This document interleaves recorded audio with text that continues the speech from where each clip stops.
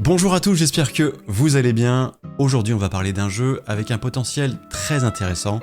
J'ai eu l'occasion d'y jouer dernièrement et bon, même s'il est actuellement en alpha et en développement, je dois quand même bien avouer que j'ai passé un super moment à y jouer. Ce jeu, c'est un extraction shooter qui est développé par Cathedral Studio, un studio anglais, indépendant. Il mélange survie, PvP et PvE, horreur et stratégie dans un univers des années 1960. C'est sombre, c'est Lovecraftien, c'est rempli de démons et de rituels occultes. Si vous aimez Hunt Showdown, Escape from Tarkov ou tout FPS avec une ambiance forte, alors je pense qu'il devrait tout naturellement vous intéresser. Et c'est pourquoi j'ai décidé de vous le présenter aujourd'hui. Ce jeu s'appelle Bornless.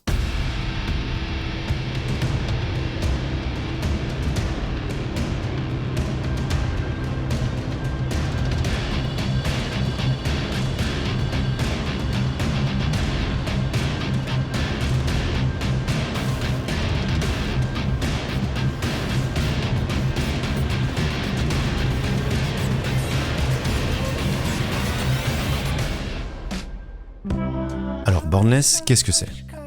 Bornless est un FPS d'extraction PvPvE qui prend place sur l'île de Farmouth, près de Boston dans le Massachusetts, une terre maudite où se cachent cultistes, démons et autres abominations. Dans ce jeu, 16 joueurs, répartis en 8 équipes, débarquent sur l'île avec un seul objectif, survivre la nuit et invoquer le rituel des Bornless. Pour cela, il faut explorer l'île pour trouver des ressources et des armes, alors vous verrez, c'est optionnel. Trouver et activer des totems pour obtenir des crânes d'encens. Rassembler 3 crânes et les amener à une porte du rituel. Et enfin, invoquer un démon de l'ombre et le tuer afin de récupérer un sigil. Alors c'est un artefact qui permet de se transformer temporairement en démon, vous verrez. Mais ça va également révéler notre position approximative aux autres joueurs.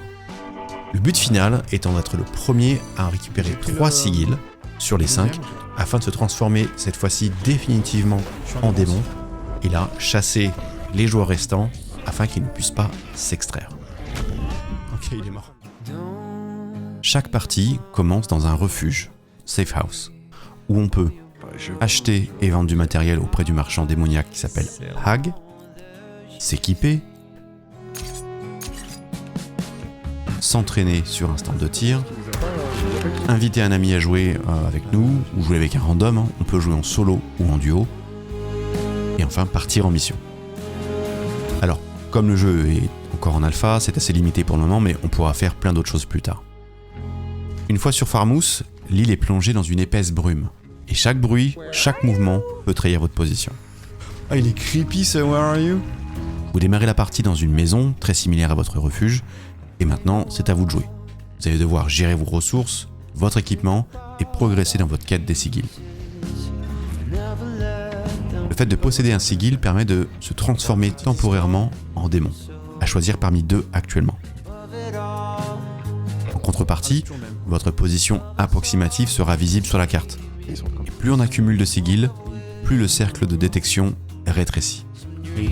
Avec 2 sigils, votre démon gagne des points de vie, et avec 3 sigils, qui est le maximum qu'on puisse porter, vous pouvez déclencher l'endgame en vous transformant de façon permanente en un démon ultra puissant. Et attention, tant que vous n'avez pas activé la forme finale de votre démon, si vous mourrez, on pourra alors récupérer vos sigils. Une fois la phase finale activée, une tempête surnaturelle se déchaîne sur toute l'île et les joueurs restants doivent choisir et rejoindre un point d'extraction. À ce moment-là, les démons auront accès à une vitesse de déplacement extrême et sont désormais immortels. Toutefois, si vous prenez trop de dégâts, vous entrerez dans un mode tempête en devenant temporairement inoffensif. Et là, les joueurs restants, pour s'en sortir, devront atteindre un phare et appeler le navire de Salomon pour s'extraire en moins de 7 minutes. En prenant en compte que l'extraction ne s'ouvre qu'à la toute fin de la partie, une fois que l'endgame a été déclenché, il vous faudra alors tenir la position au phare pendant 1 minute 30, le temps que le bateau arrive. Du coup, là il peut être intéressant de former des alliances, mais bon, il peut y avoir des trahisons. Aussi, et pour vous aider, Des coils, donc ce sont des pièges électrifiés qui sont placés un peu partout près de l'extract, infligeront de gros dégâts aux démons uniquement. Et enfin, une fois le bateau arrivé, il suffira d'accéder à la cabine du capitaine et d'interagir avec pour s'extraire, si on a encore envie. L'histoire de Boundless est fortement inspirée de la mythologie chrétienne et de l'univers de Lovecraft. Tout commence par la création des 4 royaumes. Le paradis, le refuge des anges, la terre, où l'humanité est testée, l'enfer, un abîme de feu, et l'abysse, un vide total, sans lumière. Lucifer, autrefois appelé Downsire, a défié Dieu et a été condamné à l'abysse, séparé du monde pour l'éternité. Mais lorsque Dieu est descendu sur terre sous forme de Messie, là il a été trahi et tué par les humains. Ce fut le début du chaos. Depuis, les anges ont perdu leur but, les démons errent librement et l'humanité est livrée à elle-même dans un monde où l'équilibre a été brisé.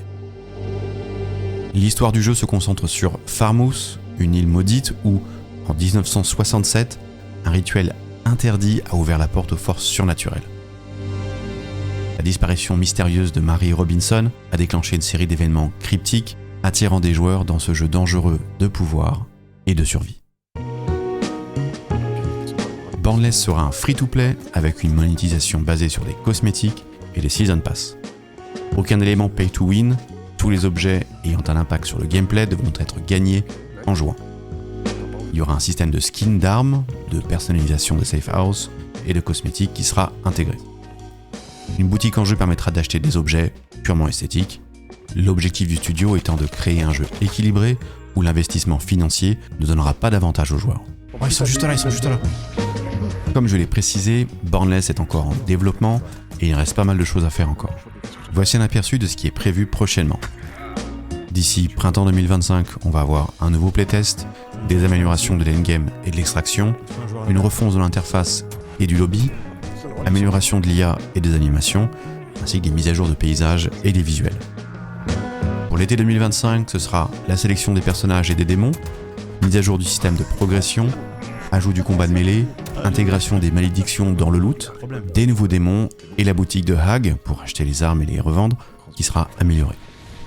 Et pour plus tard, on aura une présentation à la Gamescom de 2025, un système de skins et de cosmétiques, l'ajout des factions et de l'évolution des safe house, un portage sur Xbox et PS5 et enfin le premier contenu saisonnier. Voilà, maintenant je pense que vous savez tout sur The Boundless. Perso, je trouve que le concept est vraiment très prometteur et je vais sans doute suivre son évolution de près. Si vous aimez Extraction Shooter, ce jeu pourrait bien être une belle surprise pour 2025. Je vous mets en description le lien Steam pour le mettre dans votre liste de souhaits. Ça vous permettra de vous tenir au courant de l'évolution et peut-être même de participer au test à venir. Dites-moi en commentaire ce que vous en pensez à chaud et si vous avez envie de l'essayer. De mon côté, ça me permettra de savoir aussi si c'est un jeu qui aurait sa place sur ma chaîne. Donc n'oubliez pas également de vous abonner, liker et partager si cette vidéo vous a plu. On se retrouve très bientôt pour une prochaine vidéo. D'ici là, portez-vous bien, restez cool et à bientôt. Ciao!